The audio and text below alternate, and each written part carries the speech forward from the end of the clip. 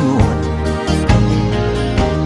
Tila kay lupit-lupit itong panahon. Huwag kang mawawalan ng pag-asa, kailanman ay di nag-iisa.